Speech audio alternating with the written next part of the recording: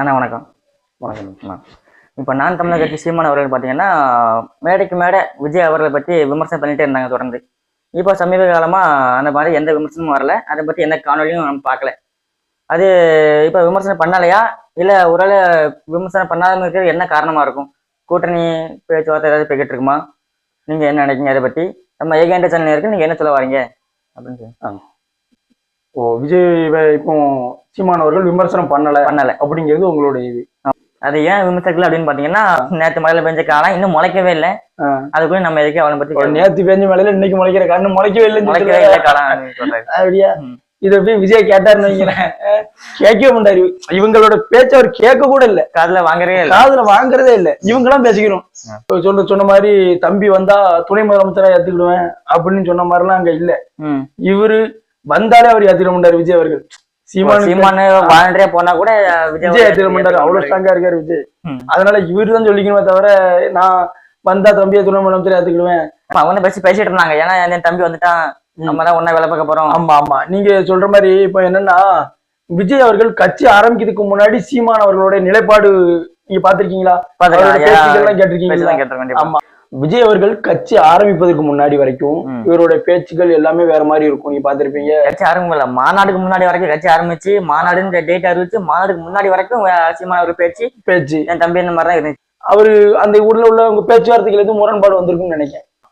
சீமான் அவர் வந்து பெரியார எதிர்க்கிறாரு, ஆனா விஜய் அவர்கள் வந்து பெரியார ஆதரிக்கிறாரு. மற்றபடி அண்ணன் தம்பி தான், ஆனா அந்த கொள்கை ரீதியா மட்டும் கொஞ்சம் முரண்பாடு இருக்கு சொல்ல வராங்க. கொள்கை ரீதியான முரண்பாடுகள்னு இதுக்கு முன்னாடி விஜயோட கொள்கைகள் எதுவுமே தெரியாதமா? மாநாட்டுக்கு முன்னாடி கட்சி ஆரம்பிக்கிறதுக்கு முன்னாடி நாங்க விஜய் கூட தான் பேச்சுவார்த்தை நடந்திருக்கு, பேச்சுவார்த்தை நடத்துறோம்னு சொல்லி சொல்றாரு. ஒரு மேடலோட ஒரு பிரஸ் மீட்லோட சொல்றாரு. அப்பமெல்லாம் தெரியாதா இவரு எப்படி என்ன தெரியாதா? இவரு ஏதோ சேர்த்துக்கிடல, அந்த ஆதங்கத்துல வைத்திருச்சுல உள்ள பேசுறாரு. ரொம்ப எதிர்பார்த்தாங்க. ஆமா, ரொம்ப எதிர்பார்த்தாங்க. விஜய் அவர்களை பத்தி நம்ம விமர்சிக்க வேண்டாம் அப்படின்னு சொல்லி சீமானம் சொல்லிட்டாருன்னு சொல்லி சாட்டத்துறமா சொல்லியிருக்காரு. அப்ப விமர்சனம் பண்ணலன்றதானே அர்த்தம்? தம்பி ஒரு மேடையில ஒரு மீட்டிங்ல தான் விமர்சனம் பண்ணலன்னு சொல்லி சொல்லுவாங்க. இந்த திருச்சி மாநாட்டுல மட்டும் சொல்லுங்க. அப்ப எப்படி இது யாரு சாட்டை துறைமுகம் சொல்லுதாரோ? சாட்டை துறைமுகம் தம்பி அவரே ஒரு பிராடு தம்பி. சாட்டை துறைமுகம் அவங்களும் சரி, அவங்க தலைமையும் சரி, ஒரே பிராடு. அது மட்டும் இல்லாம அவங்களோட பேச்சுக்கள் எல்லாமே நீங்க ஒரு வீடியோ பாருங்க. ஆரம்ப காலத்துல இருந்து எடுத்து பார்த்தாலே விஜய் வருவதற்கு முன்பு விஜய் வருவதற்கு பின்புனே இவங்களை பிரிக்கலாம் பாத்துக்கோங்க. நீங்க இப்ப பாத்தீங்கன்னா நிறைய மீட்டிங்ல சீமான் அவர்கள் விஜய் எவ்வளவோ தங்கியிருப்பார், ஆனா இதுக்கெல்லாம் பதில் கூட சொன்னதில்லை விஜய். அத காதுல வாங்கி அதை பத்தி ஒரு மேடையில கூட பேசுனது, இதுக்குள்ள பதில் கூட சொன்னதில்லை. இப்ப நீங்க சொல்லுங்க, யாரு யார காலானா நினைக்கிறா, யாரு யார மலையா நினைக்கிறாங்கிறது தெரியும். சீமான போதுதான் விஜய் எதிரி. விஜய்க்கு வந்து சீமான் எதிரி இல்ல, அவர் ஒன்னே திமுக எதிரி தான். ஒன்லி நான் அவர் ரெண்டே பேருக்கு நீங்க பாத்திருப்பீங்களா? ஆமா ஆமா, ரெண்டு பேருக்குள்ளதான் போட்டியே போராட்டமே. ஒண்ணு திமுக, இல்ல தவேகா. இதுதான் அவரோட நிலைப்பாடு. இப்படிதான் நாம் தமிழர் கட்சியில என்ன பேசுறோம் என்ன பேசலன்னு சொல்லி இதுக்கு முன்னாடியே அவங்களுக்கு தெரியாம இருந்தது. சரியா ஒரு போன மீட்டிங்ல என்ன பேசிருந்தோம், அது இந்த மீட்டிங் எப்படி பேசணும் அப்படிங்கிற ஒரு நிலைப்பாடே இல்லாம இருந்தாங்க. ஒரு மீட்டிங் ஒரு பேச்சு, இன்னொரு மீட்டிங் இன்னொரு பேச்சு. இப்போ விஜய் அவர்கள் கட்சி ஆரம்பிச்சதுக்கு அப்புறம் தன் பையன் ரொம்ப வந்துட்டு நினைக்கிறேன் அவங்களுக்கு. ஏன்னா இளைஞர்கள் விஜய் ஜெயிக்கல, அதை பத்தி அது வேற. ஆனா நாம் தமிழருக்கு ஒரு தன் பையன் வந்துட்டு நம்மளுடைய வாக்குகள் அங்க பெயருமோ அப்படிங்கிறது. சீமான் எவ்வளவு பெரிய மனுஷன், அவருக்கே விஜய் பதில் சொல்றது இல்ல. அவரு சீமானி விஜய் கட்சியில உள்ள ஏதாவது ஒரு சின்ன உங்க வயசுல ஒரு பையன் போய் திடீர்னு போய் விஜயோட கொள்கை என்னன்னு கேட்காரு, உங்க கட்சியோட கொள்கை என்னன்னு கேட்காரு. அவனுக்கு அரசியல்னால என்னன்னு தெரியல. ஆனா விஜய் மேல உள்ள ஒரு ஆறு ஓட்டு போடணும், ஆனா ஓட்டு உரிமை இருக்கு அவனுக்கு. அவன் ஓட்டு போட்டாலும் செல்லும் தம்பி.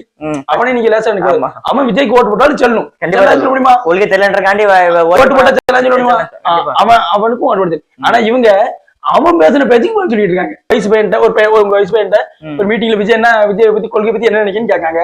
அதுக்கு அவன் என்ன சொல்லுவான், எங்களுக்கு விஜய் என் தலைவன் அப்படின்னு சொல்லுதான். விஜய் தான் பார்க்க வந்திருக்கேன், எங்க தலைவர் நாங்க அவர்தான் ஜெயிக்கணும், அவர்தான் செய்யணும்னு சொல்லுதான்.